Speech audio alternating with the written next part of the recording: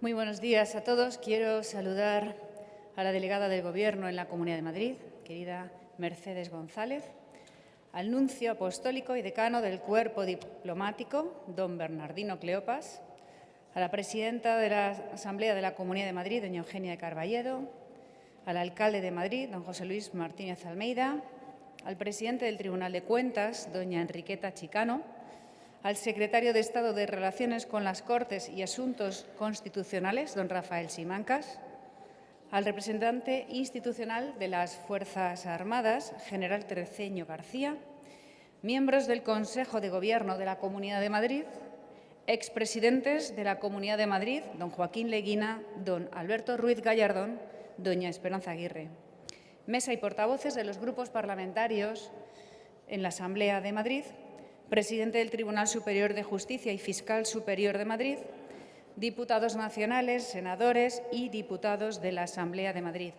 presidentes de las Reales Academias de Historia y Ciencias Morales y Políticas, doña Carmen Iglesias y don Miguel Herrero de Miñón, presidente de la Federación de Municipios de Madrid, don Guillermo Ita, subdelegada del Gobierno, presidente de la Audiencia Provincial, fiscal provincial y magistrada juez decana, vicealcaldesa y portavoces del Ayuntamiento de Madrid, alcaldes de los municipios de Madrid, representantes del Ejército y de la Armada, jefe superior de Policía de Madrid, jefe de la primera zona de la Guardia Civil, exdelegados del Gobierno, representantes de las organizaciones empresariales y sindicales de Madrid, entidades sociales, autoridades, medios de comunicación, señores y señoras.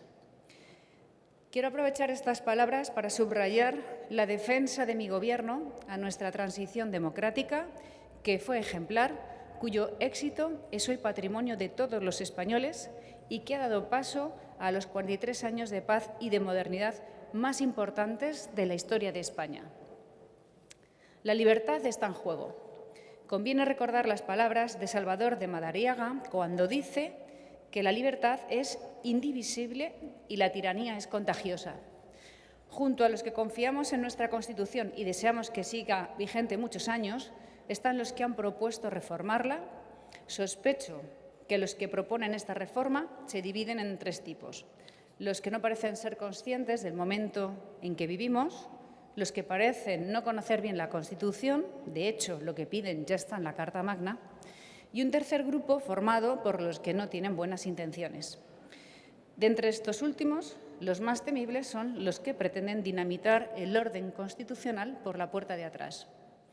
Para lograrlo, van haciendo su labor de carcoma de las instituciones, expulsan a la Guardia Civil o los símbolos de la nación de regiones enteras, pactan con los que quieren destruir a España, polarizan artificial y constantemente a la sociedad, inventan agravios, atacan la independencia judicial y la dignidad de jueces y magistrados, le faltan el respeto al rey, destrozan la educación, buscan descapitalizar España. ¿Para qué seguir? De hecho, parece que los socios del Gobierno de la Nación no asistirán el lunes a la celebración oficial del Día de la Constitución en el Congreso de los Diputados. Es incomprensible que el pueblo español tenga que soportar tanta ignominia. Como lo es también que no se sancionen los ataques a la libertad de expresión de los periodistas en el Parlamento, como ha sucedido esta semana. El artículo 20 de nuestra Constitución consagra el derecho a difundir libremente ideas y opiniones que no pueden ser restringidas mediante ningún tipo de censura previa. Una de las peores trampas ha sido la Ley de Memoria, llamada histórica primero y democrática después. Ahora, además, amenazan con una enmienda que pretende revisar la Ley de Amnistía de 1977. Que no se engañe nadie. El verdadero objetivo de estas leyes nunca fue Franco, sino la transición. Y por eso llevan tiempo intentando demonizar los años que van desde su muerte en 1975 hasta la aprobación de la Constitución en 1978. ¿Para qué? Para deslegitimar la propia ley de leyes y así poder desguazarla. Por eso, hoy me gustaría recordar aquellos años de la transición, a sus héroes y por qué nuestra Constitución ha sido tan eficaz y lo será siendo. Cuando en 1977 don Enrique Fuentes Quintana pidió la colaboración responsable de todos los ciudadanos porque sin ese esfuerzo y esa colaboración poco podríamos hacer, les dijo: sé, desde luego, que solo puede esperar esa colaboración un gobierno en el que ustedes confíen como veraz y que les merezca credibilidad. Y sé que esa confianza tendremos que ganarla día a día con palabras de verdad y con hechos que respondan a esas palabras. Y añadió: porque entiendo que mi primer deber es el compromiso de la claridad. Entre las muchas falsedades que se han dicho en estos días está la de que solo con los partidos de izquierdas han ganado los españoles en derechos. Los pactos de la Moncloa desmienten esto desde el primer momento de la transición. Enrique Fuentes Quintana fue el primero de los héroes de nuestra transición a los que me gustaría rendir homenaje hoy. Cuando se quiere criminalizar justo aquellos años que deberían ser, en cambio, nuestra inspiración, como inspiraron también a tantos otros países del mundo en sus propios procesos democráticos, hay que recordar que esos héroes dieron lo mejor de sí mismos en todos los ámbitos de la sociedad. En la Iglesia fue el cardenal don Vicente Enrique Tarancón quien se jugó literalmente el tipo. Recuerden los más veteranos que a la puerta de la catedral le gritaban los fanáticos: Tarancón al paredón, inaugurando él con esa práctica totalitaria lo que son hoy los escraches. Tarancón repetía que si no hay libertad responsable, no hay persona. A derecha e izquierda del ámbito político se hizo durante la transición ese ejercicio de libertad responsable con buenas dosis de valor, como el que tuvo Felipe González para renunciar al marxismo y apostar por la libertad y la democracia, por el Estado de Derecho. Le acompañaron Enrique Mújica, Nicolás Redondo o Alfonso Guerra en este proceso del PSOE hacia la socialdemocracia entre 1974 y 1979. Manuel Fraga, Miguel Roca, Gabriel Cisneros, Pérez Llorca, Herrero de Miñón, Gregorio Peces Barba, Jordi Soletura, justo quienes los totalitarios de hoy quieren falsear, son ejemplos de personas que sentaron las bases de la devolución de España a los españoles. ¿Qué no le debemos a Adolfo Suárez, quien capitaneó los primeros gobiernos? Se legalizaron todos los partidos, se dio el perdón en una ley de amnistía que fue un acto de generosidad, de verdadera memoria histórica, de reconciliación, que permitió a muchos empezar de nuevo. Solo ETA, que siempre buscó establecer un régimen totalitario a través del terror, despreció la oportunidad. Nunca quisieron la democracia, ni la libertad, ni el Estado de Derecho, como tampoco los que lo quieren sus sucesores. Por eso, ETA mató cobardemente a unas 50 personas antes de la muerte de Franco, pero fue precisamente durante la transición y la democracia cuando mató a más de 800. Hizo exiliarse a miles de familias, extorsionó y torturó sin piedad. Estas cifras terribles demuestran bien a las claras que toda la retórica que hoy nos quieren vender los filoetarras y los que se beneficiaron de sus crímenes, cuando hablan de conflicto, paz, sentimientos, o cuando la aplicación de la ley la tachan de venganza, no son más que mentiras despreciables. Una y otra vez, la misma trampa. La reconciliación de la transición, la constitución de la España de todos, nos trajo gestos admirables como el acuerdo de todos los partidos en los pactos de la Moncloa, o que Tarradellas aceptase el estado de autonomías, que Santiago Carrillo acatase la Constitución y la bandera de España, o el comportamiento de todos los españoles, que fue, de nuevo, en palabras de Fuentes Quintana, de asombrosa responsabilidad. Aquellos héroes no parecían tan espectaculares como los que imaginamos por las películas, los cómics o las novelas. A menudo procedían del árido mundo de la ciencia jurídica, como don Torcuato Fernández Miranda, el autor de la impagable fórmula jurídica de la transición, de la ley a la ley, pasando por la ley.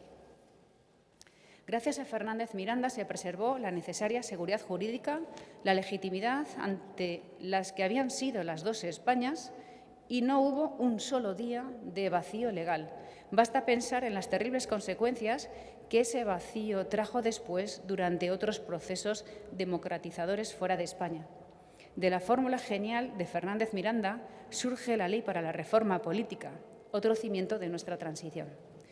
El Ejército tiene a su gran héroe en el general Gutiérrez Mellado, al que recordamos anciano y valiente, haciendo frente como nadie a los golpistas en el 23F.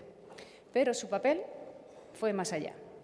Gracias a él y a otros de sus compañeros, el Ejército se transforma hasta llegar a ser el de todos, una de las instituciones más queridas por los españoles y uno de los más estimados en el mundo por su humanidad, su buen talante, por ser hombres y mujeres confiables, eficaces. Esto nos lleva al tercero de mis argumentos, las transformaciones increíbles que la transición y su partitura, la Constitución de 1978, nos trajeron a todos.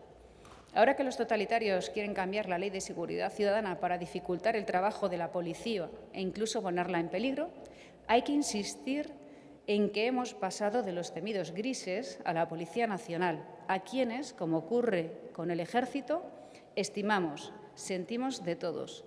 Están formadas por hombres y mujeres de familias de toda condición, nos fiamos de ellos y los admiramos. Hoy, entrar a formar parte de nuestras fuerzas y cuerpos de seguridad o de las Fuerzas Armadas es un orgullo y una ilusión para muchos jóvenes en España. Echemos un vistazo a las imágenes de televisión, las revistas y periódicos de la década de los 70 y 80 del siglo pasado. Los avances de la sociedad española, en todos los órdenes, han sido espectaculares. No solo los niveles de renta, en la integración de la mujer a la vida pública y laboral en igualdad ante la ley, en la universalización de la atención sanitaria de una calidad inimaginable entonces y que se admira en el mundo, en ser, contra lo que se dice a veces, uno de los países más igualitarios y socialmente integrados del mundo, o en nuestra presencia en las organizaciones internacionales. Es mucho más. Se trata de cómo la sociedad ha cambiado y de los retos que hemos vivido y de cómo la Constitución tenía la respuesta adecuada para ampararnos, protegernos, incluso de los errores de algunos de los que ocupan nuestras instituciones. Me pregunto, ¿cómo un texto constitucional sigue siendo válido tras unas transformaciones tan profundas? Porque ya estaban ahí los mecanismos contenidos en ese diseño que fue fruto del consenso y la imaginación de los mejores de varias generaciones de españoles. Pero me he dejado a dos héroes, a los dos principales, a quienes les debemos el impulso primero y constante, valiente, imaginativo y decidido que nos trajo la Constitución, el rey don Juan Carlos y la reina doña Sofía, que hoy son magníficamente representados en Su Majestad Felipe VI. La corona ha sido principal defensor y garantía de nuestra democracia. Uno de los muchos valores que tiene nuestra Constitución de 1978, que hacen de ella algo excepcional, es que el rey no intervino en ella, sino que dejó hacer a los constituyentes y aceptó el texto que consensuaron los partidos elegidos democráticamente y luego ratificado en abrumadora mayoría por el pueblo español. Desde aquí, mi agradecimiento a los reyes y el deseo de que se tenga con don Juan Carlos al menos un poco de la generosidad que él siempre nos demostró. Para salvaguardar la libertad indivisible y protegernos de la tiranía contagiosa, no basta con rebatir y combatir a los totalitarios. Sobre todo hay que construir el futuro. Y esto pasa por rescatar nuestra historia y nuestro presente de manos del resentimiento. La aún joven Constitución del 78 ha demostrado con creces su validez, su capacidad para responder a las transformaciones más radicales, su poder de innovación y eficacia. Por eso la odian los totalitarios y por eso la estimamos los que amamos la libertad, los dispuestos a trabajar por hacernos cargo de nuestro legado histórico y de nuestro futuro como nación. He querido recordar que la calidad de la Constitución demuestra el compromiso de quienes la hicieron, algunos españoles ilustres y la totalidad del pueblo español, en uno de sus mejores momentos. Volvamos nosotros a ejercer con audacia, imaginación, veracidad y eficacia, en libertad, aquello que se denominó asombrosa madurez. El Gobierno de la Comunidad de Madrid, recientemente refrendado con amplia mayoría en las urnas, es un firme defensor de la Constitución y siempre rendirá respeto a los artífices de la transición y a la responsabilidad demostrada por la inmensa mayoría del pueblo español. Señoras y señores, viva el rey, viva España. Muchas gracias.